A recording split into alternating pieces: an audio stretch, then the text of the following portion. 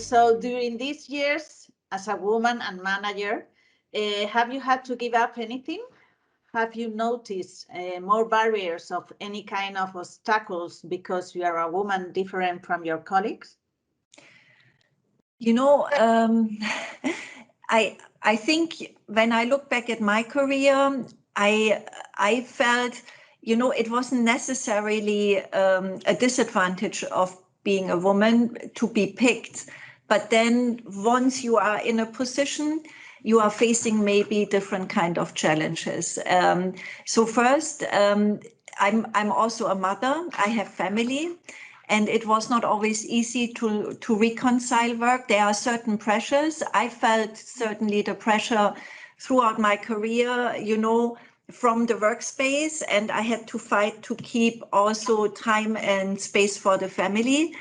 And I could do it because I have a husband who is incredibly supportive and emancipated.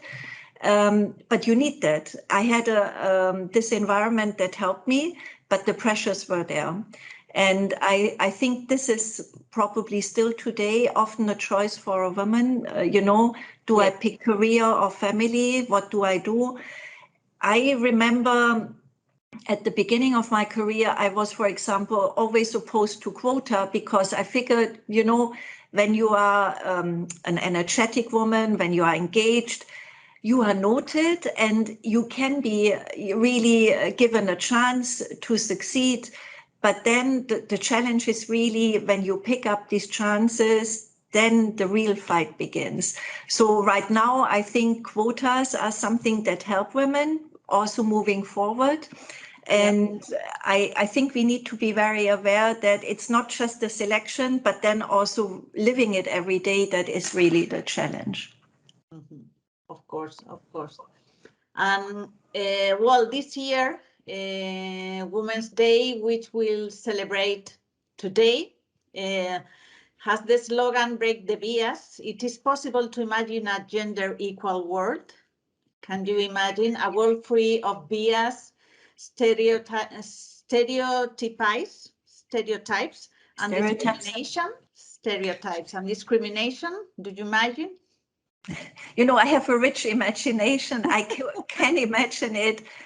I think it's not very realistic, unfortunately. I think we are still, you know, we still have a path ahead of us to achieve it, unfortunately. Yeah. Well, we had to work on that. Yeah. And from your point of view, what are the main barriers that women had to face in order to reach up management positions?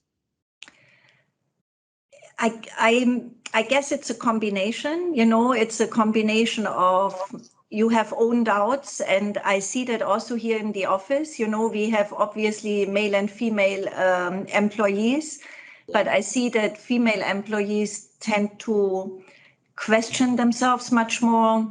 They are less pushy when it comes to, you know, salary negotiations, when it comes to, you know, advancements. There are exemptions, but generally I find women throughout my life much more timid in asking for, you know, what they want. So I think there is a big part still where women are not forceful enough and not claiming their space. So it's this own doubt and, you know, wanting to be perfect for a position and not recognizing that you can also become perfect in a position. So this is much more a female problem than it is a male problem still.